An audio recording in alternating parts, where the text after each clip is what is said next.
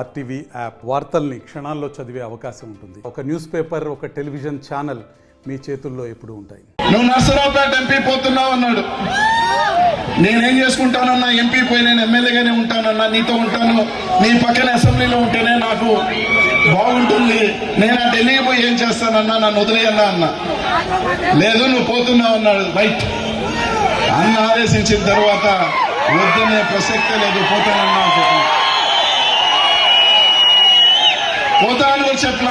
2 రోజులు టైం ఇదా చెప్పి వచ్చిన, కానీ బయట మాత్రం చెప్పిన అన్న గీత గీసిన తర్వాత దాటేది లేదన్నా, పోతాను, కానీ కొంచెం సముదాయించుకోవాలి కదా అందరినీ కూడా, ఒకసారి నేను బయటకు వస్తున్నానని చెప్పిన. నా జీవితంలో నాకు ఇక్కడున్న పల్నాడు ప్రజలందరికీ కూడా చాలా మంది అనిల్ ఒక ఫైర్ బ్రాండ్, అనిల్ ఒక ఎమ్మెల్యే, అనిల్ అట్ట మాట్లాడతాడు ఇట్ట మాట్లాడతారు అని అంటారు. కానీ నా జీవితంలో తెలియని బాధలు ఉన్నాయి, తెలియని కష్టాలు ఉన్నాయి. నేను రాజకీయాలకు వచ్చేటప్పటికి నాకు తండ్రి లేడు, అన్న లేడు, తమ్ముడు లేడు, అక్క చెల్లి చెల్లెలు ఎవరు లేరు, నేను ఒంటరే. పార్లమెంట్ లో ప్రాతినిధ్యం వహించారు.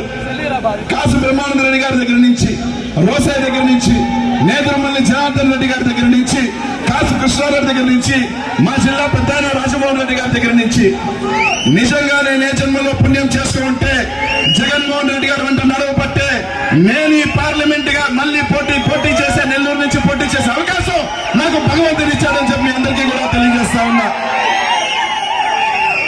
ఈరోజు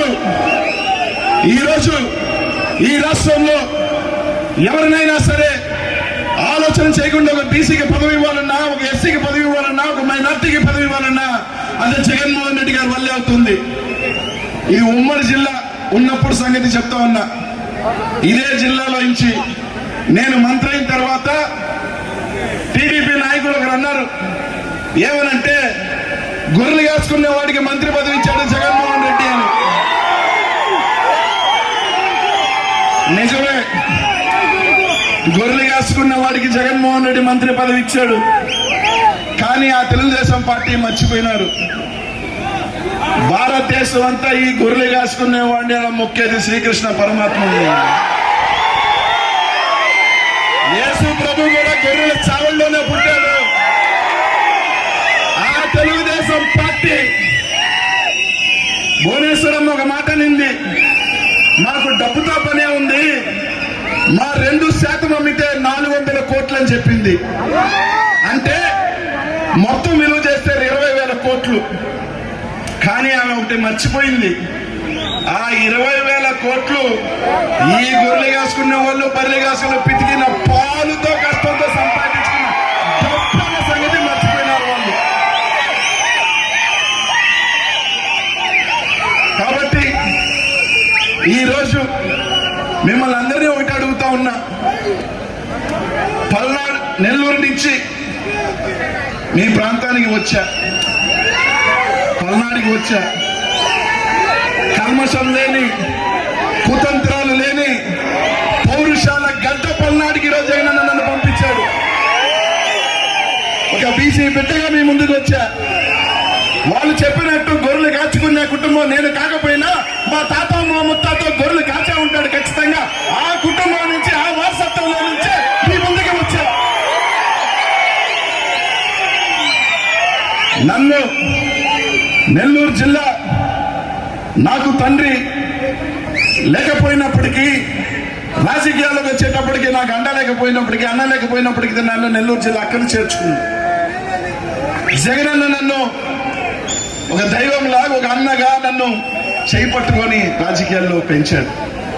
ఈరోజు మళ్ళీ మీ ముందుకి ఆ జిల్లాని వదిలి మీ దగ్గరికి వచ్చిన 15 సంవత్సరాల నా రాజకీయం. ఇక్కడ ఉన్న వాళ్ళందరికీ కూడా ఒకటి అడుగుతా ఉన్నా, ఒక దగ్గర నుంచి ఒక దగ్గరికి పోవటం అంటే చాలా కష్టం. అది ఎవరు ఒక ఇంటి నుంచి ఒక 5 సంవత్సరాలు ఒక ఇంట్లో ఉండి పక్క ఇంటికి పోవాలంటేనే మనకి మనసు సరిపోదు. ఒక బీసీగా 15 సంవత్సరాలు నెల్లూరు జిల్లాలో ఒక చరిత్ర నాకు ఇచ్చాడు జగనన్న. 2 సార్లు ఎమ్మెల్యేగా, మంత్రి ఎవరు కాల నేను ఒక్కడిని. అట్లాంటి జిల్లాలో ఒక చరిత్ర రాయించాడు నా చేత. నెల్లూరు జిల్లాలో ఒక మంచి బీసీ నాయకుడిగా ఎదిగా తల ఎత్తుకొని నెల్లూరు జిల్లాలో తల వంచని నాయకుడిగా బీసీ నాయకుడిగా ఎదిగా.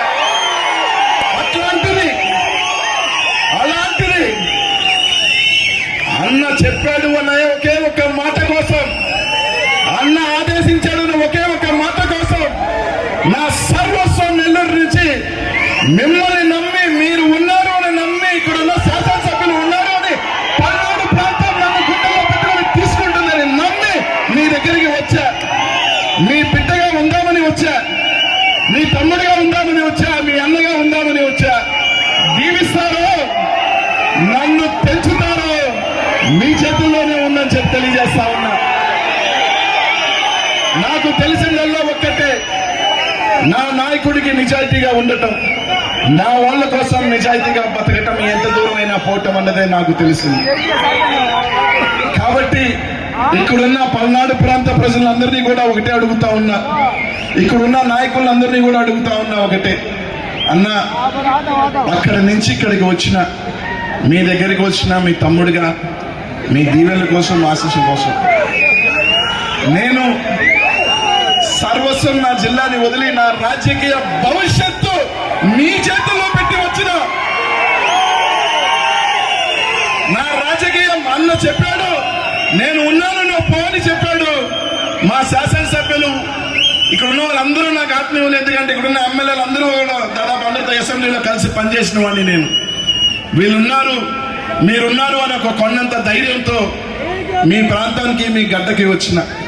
కాబట్టి ఇక్కడున్న అక్క చెల్లెమ్మలు, అమ్మలు, మహిళామ తల్లులు, అన్నలు అందరూ కూడా ఒకటి అడుగుతున్నా, నా జీవితం మీ చేతుల్లోనే ఉంది.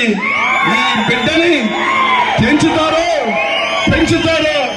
మీ చేతుల్లోనే ఉందని చెప్తా ఉన్నా. కానీ నెల్లూరు జిల్లాలో కొంతమంది అన్నారు, ఈ వైఎస్ఆర్ కాంగ్రెస్ పార్టీలో బీసీలు అంటే వాళ్ళకి గౌరవం ఉండదు, మర్యాద ఉండదని చాలా మంది చెప్పారు. కానీ మీ అందరికీ ఒకటి చెప్తా ఉన్నా, ఆ భగవంతుడు సాక్షిగా కూడా చెప్తా ఉన్నా, కోటప్ప కొండకి ఈ రోజు దండం పెట్టుకుని శివుడి సాక్షిగా చెప్తా ఉన్నా, నేను దాదాపు 2009 నుంచి జగనన్నతో ప్రయాణం చేస్తా ఉన్నా. దాదాపు 15 సంవత్సరాలు అవుతా ఉంది. ఏ ఒక్క క్షణం, ఏ ఒక్క గంట నేను జగనన్నతో ఎందుకు ఉన్నానా అనిపించిన క్షణం ఈ రోజు ఈ 15 సంవత్సరాల్లో లేదు అని మీ అందరికీ కూడా చెప్తా ఉన్నా. నాకు ఎవరు లేకపోయినా కొండ దండగా, ఆ దైవంలాగా నెల్లూరు జిల్లాలో నన్ను ఎంతమంది నేను ఢీకొంటున్నా, నేను మూర్ఖంగా పోతున్నా, ఎన్ని చేసినా నా వెనకాల కొండగా నిలబడి నన్ను పైకి తీసుకొచ్చి నా చెయ్యి పట్టుకొని 2 సార్లు ఎమ్మెల్యేలను మంత్రం చేసిన వ్యక్తి మన ముఖ్యమంత్రి జగన్మోహన్ రెడ్డి గారని చెప్పి తెలియజేస్తా ఉన్నా. అట్లాంటి వ్యక్తి నేను ఈ రోజు పల్నాడులో ఈ రోజు మీ అందరూ కూడా నన్ను ఆప్యాయంగా ఈ రోజు నన్ను స్వాగతించారు అంటే అది అనిల్ కుమార్ యాదవ్ గొప్పతనం కాదు, మా అన్న ముఖ్యమంత్రి జగన్మోహన్ రెడ్డి గారి గొప్పతనం. నన్ను 2 సార్లు ఎమ్మెల్యే చేసి, మంత్రిని చేసి నాకు ఒక స్థాయి ఇచ్చిన నాయకుడి గొప్పతనం. అలాంటి నాయకుడు నన్ను పిలిచి నువ్వు నరసరావుపేట పో అంటే పోకుండా ఎలా ఉంటా, ఆలోచన చేయాల్సిన అవసరం లేదు, ఖచ్చితంగా పోతా.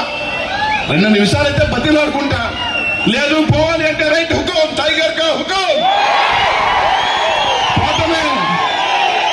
నరసరావుపేట కాదు, నేను ఆలోచన చేయకముందు అందరూ చెప్పారు నరసరావుపేట ఖచ్చితంగా గెలిచే సీట్ అప్ప, నువ్వు హ్యాపీగా పోవాలి. ఎందుకంటే అద్భుతమైన 7 మంది శాసనసభ్యులు, 6 మంది శాసనసభ్యులు ఇన్ఛార్జ్ ఉన్నారు, డోకా లేదు నాకు. అందరూ కూడా పల్నాడు పులులే, నాకేమీ డోకా లేదు. కానీ ఒకటి చెప్తా ఉన్నా, అన్న ఆదేశిస్తే నరసరావుపేటే కాదు, ఒకవేళ ఈ రాష్ట్రంలో ఇది ఖచ్చితంగా ఓడిపోతుందిరా ఈ సీటు, అక్కడికి బొమ్మల్లో పోతాడు అనిల్ కుమార్ యాదవ్ అని చెప్పి తెలియజేస్తా ఉన్నా.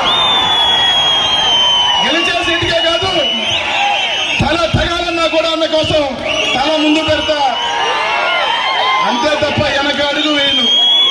ఈ జీవితం, ఈ రాజకీయ జీవితం పెట్టిన భిక్ష జగన్మోహన్ రెడ్డి.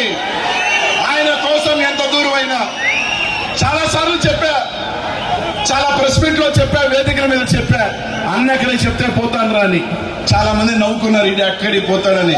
సమయం వచ్చినప్పుడు నిలబడి చూపిస్తాడు అనిల్ కుమార్ యాదవ్ అని. ఇందాక చెప్పా మా అమ్మ రాంబాబుకి, మీరు అందరూ పోయి అన్న దగ్గరికి వెళ్ళి అనిల్ పంపి అని చెప్పి నా మంత్రి పెరుగుకున్నారు కదా మీరు అని. అన్న తర్వాత నవ్వుతా ఇంకోటి చెప్పాడు అనుకో రాంబాబు, నాకు గాల్లో మేడ సంతృప్తి పరిచేదానికి. అయినా కూడా భగవంతుడు నాకు, నేను ఒకటే అనుకుంటా, దేవుడు నుదిటి మీద నాకు ఏమి రాసి ఉంటే అదే. నేను ఎమ్మెల్యే అవుతాను అనుకోలా, 2 సార్లు ఎమ్మెల్యే అయ్యా. మంత్రి అవుతాను అనుకోలా, మంత్రి అయ్యా. ఏమో పార్లమెంట్కి వెళ్ళాలని రాసుందేమో. ఈ రోజు భగవంతుడు జగనన్న ద్వారా ఎంపీగా పోతా ఉన్నా, తప్పకుండా అక్కడ కూడా జగనన్న గలం వినిపిస్తా, జగనన్నకి సైనికులుగా అక్కడ కూడా వినిపిస్తా. ఈ రోజు ఈ రాష్ట్రంలో మా జిల్లాకు వస్తే తెలుస్తుంది, ఒక బీసీని ఎంత ఇదిగా జగన్మోహన్ రెడ్డి గారు మోసారు అన్నది మా జిల్లాకు వస్తే తెలుస్తుంది, ఇక్కడ కాదు. నెల్లూరు జిల్లాకు వస్తే తెలుస్తుంది అనిల్ కుమార్ యాదవ్ ని గుండెల్లో ఎట్ట జగన్మోహన్ రెడ్డి పెట్టుకుంటాడు, ఎంత గౌరవిస్తాడు, ఎంత పైకి తీసుకొచ్చాడు అనేది. అటువంటిది ఈ రోజు నేను చాలా సార్లు పల్నాడుకి, మాచర్లకి రామకృష్ణాన్ని ఎప్పుడు పిలిచినా వచ్చేవండి. ఎప్పుడు పల్నాడు వచ్చినా, మాచర్లు వచ్చినా నాకు నిజంగా ఎక్కడ లేని ఆప్యాయత, ఎక్కడ లేని అభిమానం నాకు ఆ నియోజకవర్గంలో చూపించేది. చాలా సార్లు పెదకూరుపాటి శంకర్రావు నా దగ్గర నా నియోజకవర్గం రమ్మన్నాడు, కుదరలా. సీరణ రమ్మన్నాడు, కుదరలా. చాలా మంది శాసనసభ్యులు వినుకొండ మొన్న బీసీ సభకి రమ్మన్నాడు, కుదరలా. ఎక్కువ సార్లు అడిగింది కూడా అన్నోళ్ళేనన్నా, నువ్వు రా అంటే అన్న ఆ పనన్నా ఈ పనన్నా. లాస్ట్ కి నాకు భగవంతుడు రాశాడేమో, ఇక్కడే నువ్వు తిరగాలి, ఇక్కడే ఉండాలి, ఈ నియోజకవర్గంలో నేను తిరగాలి అని రాసి నన్ను ఇక్కడికి పంపించాడు. మా జిల్లాలో అంటారు నన్ను, నీ రాజకీయం నెల్లూరులో కుదరదు, ముక్కుసూటిగా ఉంటావు, నేరుగా ఉంటావు, పొద్దున ఒకటి రాత్రి ఒకటి మాట్లాడవు, నీకు ఇక్కడ సెట్ కాదు అని. ఎస్, నాకు అక్కడ సెట్ కాదు అన్నారు. నాకు సెట్ అయ్యే ప్రాంతానికే పంపించాడు జగనన్న అని చెప్తే తెలియజేస్తాను. ఎందుకంటే ఆ పల్నాడు పౌరుషం ఏదైనా సరే తగేసి ఉంటుంది, అటు ఇటు ఏముండదు, స్ట్రైట్ సీదా, వెనకపోతుండు.